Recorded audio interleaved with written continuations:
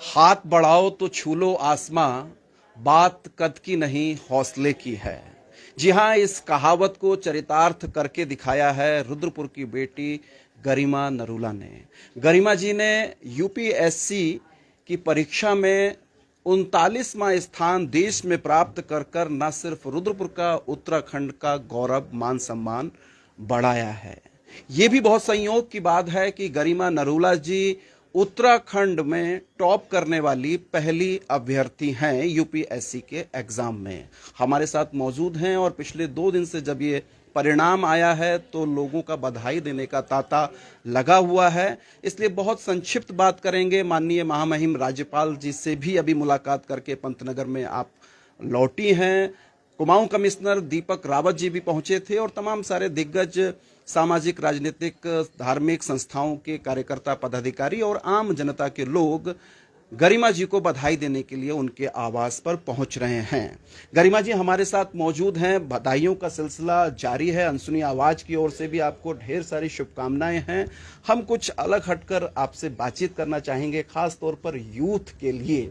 मेरे साथ इस बातचीत में मौजूद हैं शेखर पाखी जी, जो कि हिंदी के असिस्टेंट प्रोफेसर भी हैं और हमारे अनसुनी आवाज के सहयोगी भी हैं।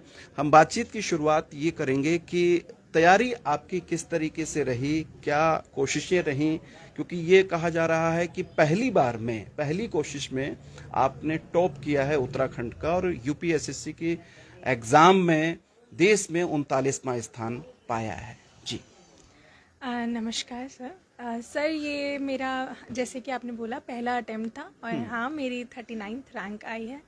मेरी यूपीएससी की जर्नी 2021 में शुरू हुई थी। मैंने अपनी graduation Hindu college Delhi university से करी है। उसके बाद ही मैंने घर पे रह के अपनी तैयारी पूरी करी। यहीं पे रह के मैंने जो ऑनलाइन कोचिंग वगैरह ली थी और घर पे ही रह के अपने मम्मा पापा के साथ ही रह के सारी तैयारी करी। और तैयारी में मेरा स्ट्रैटेजीज थी, प्लान्स थे, उस अकॉर्डिंग मैंने अपनी तैयारी करी। जी दर्शकों में बता दूं कि गरिमा जी बहुत साधन संपन्न और बहुत बड़े परिवार से नहीं हैं। कहते हैं कि गुदड़ी के लाल वो ही कुछ कमाल करके दिखाते हैं। आपके पिताजी विपिन जी भी एक एलोपैथिक जो कंपनी है उसमें प्रबंधक के पद पर कार्यरत हैं। तो एक सामान्य परिवार की बेटी जब आईएएस का एग्जाम पास करती है तो निश्चित तौर पर पूरे परिवार का सिर ऊंचा होता है। समाज के साथ साथ इंटरव्यू को बहुत खास माना जाता है।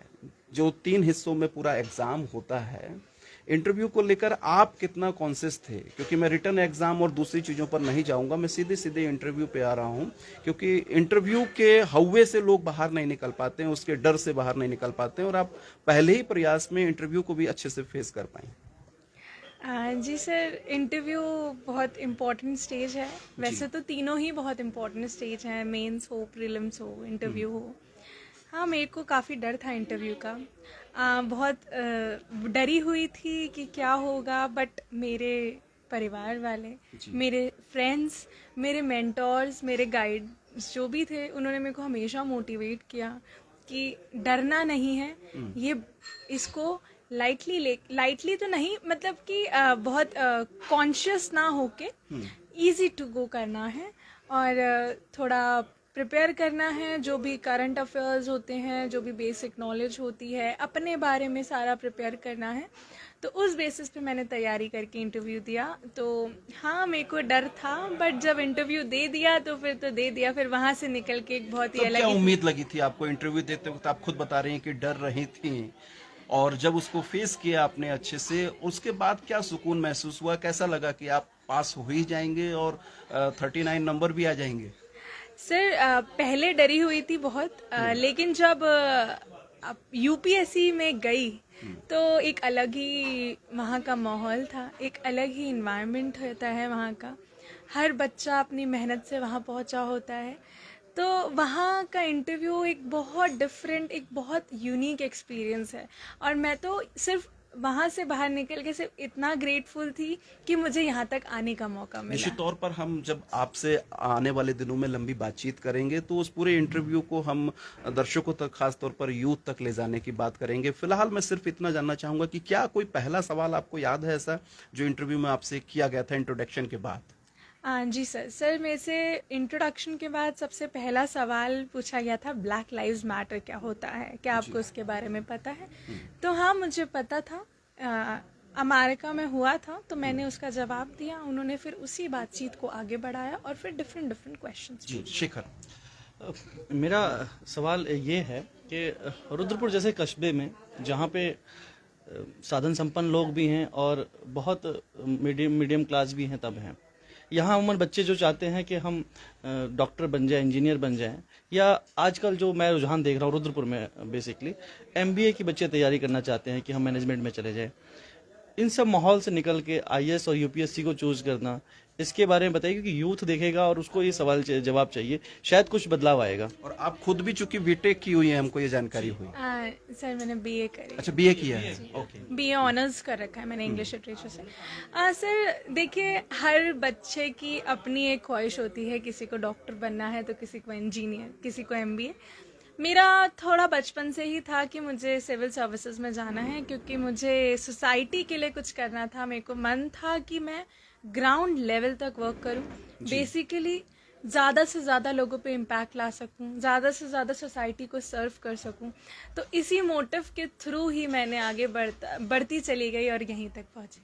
जी दर्शकों, अनसुनी आवाज के इस लाइव एपिसोड को ज्यादा से ज्यादा शेयर कीजिएगा, गरिमा जी को शुभकामनाएं दीजिएगा और यूथ अपनी बात रख सकता है ताकि हम अगले एपिसोड में जब मुलाकात हो गरिमा जी से तो हम निश्चित तौर पर उनसे आपके सवालों को लेंगे। एक चीज और आता है, अभी इतनी जल्दी मैं आपको जाने नहीं दूंगा, 2-4 सवाल और रहेंगे। एक कि पढ़ाई का एक बड़ा प्रेशर रहता है और ये कहते हैं कि हम 12 घंटे पढ़ते हैं, 10 घंटे पढ़ते हैं, 15 घंटे पढ़ते हैं। गरिमा के लिए क्या सफिशिएंट चीजें थी कि समय घंटों के तौर पर पढ़ाई के लिए देना या एकाग्र करना, कंसंट्रेट करना अपने आप को?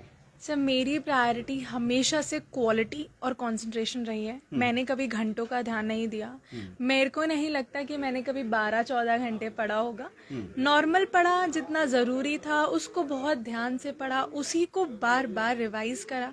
तो मेरे लिए क्वालिटी स्टडी और रिविजन was important thing। अच्छा, पूरी तैयारी के दौरान चुनौतियां आपको क्या लगी, जहां बड़ी डिफिकल्ट कंडीशंस पैदा हुई होंगी जिसको आप खुद से सॉल्व नहीं कर पा रही होंगी, कुछ ऐसी दिक्कतें भी आई आपको? सर दिक्कतें तो नहीं, बट हाँ चैलेंजिंग, तो ये जर्नी पूरी ही चैलेंजिंग है। इसमें उतार चढ़ाव चलते रहते हैं, अप्स एंड डाउन्स चलते रहते हैं। सबसे बड़ा चैलेंज तो यही होता है कि पूरे सिलेबस को ख़त्म करना, जो कि इतना ज़्यादा है।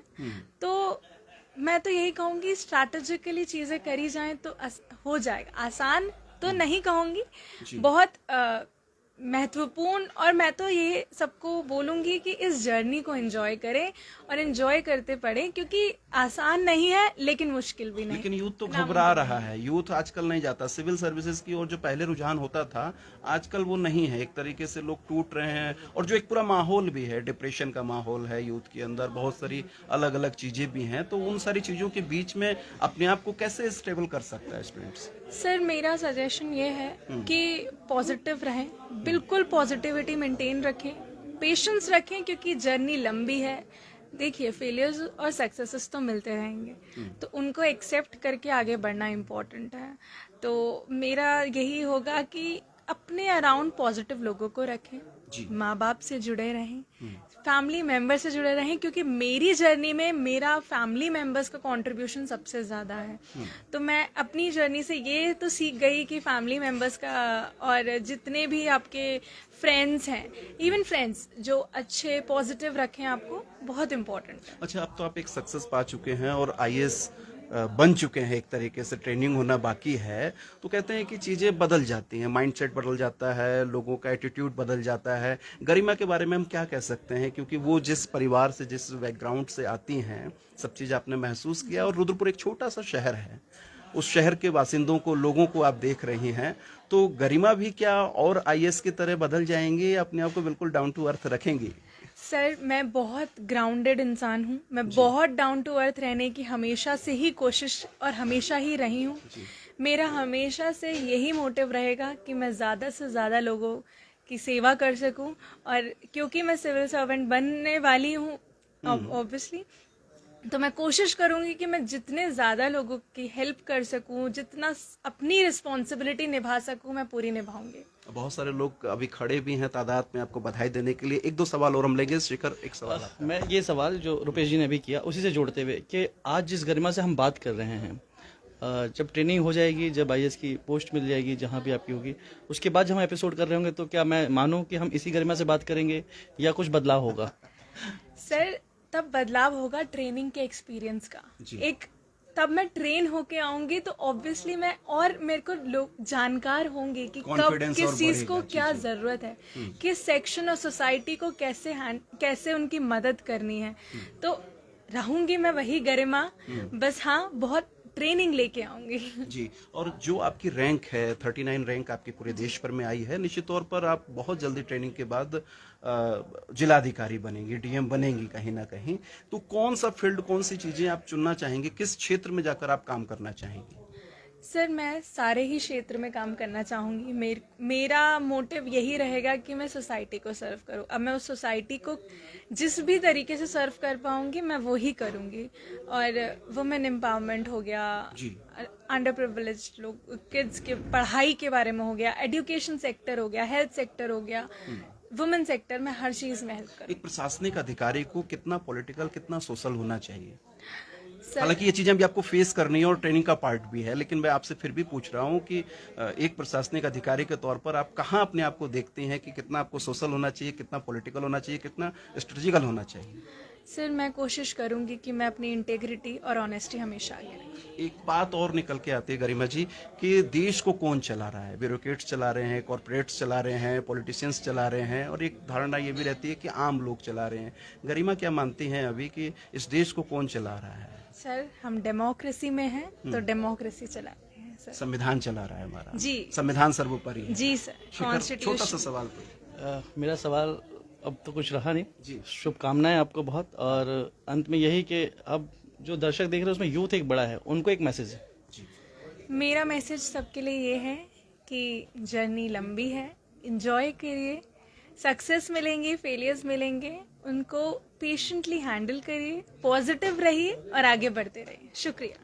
तो आप हैं गरिमा नरूला जी, जिन्होंने पूरे प्रदेश में यूपीएससी में पहला स्थान प्राप्त किया है। देश के अंदर 39 नंबर आपके आए हैं और अब ट्रेनिंग की तैयारी भी है, और पूरे आत्मविश्वास से आप भरी हुई हैं। घर का, परिवार का, समाज का शुक्रिया अदा करने के बाद उनका दावा है कि वो जब प्रैक्टिस में उतरेंगी तो जनता के लिए समर्पित होंगी, संविधान सर्वोपरि होगा और उसी के दिशा निर्देशानुसार काम किया जाएगा। गरिमा जी को बहुत बहुत शुभकामनाएं अंशुनी आवाज की ओर से। धन्यवाद।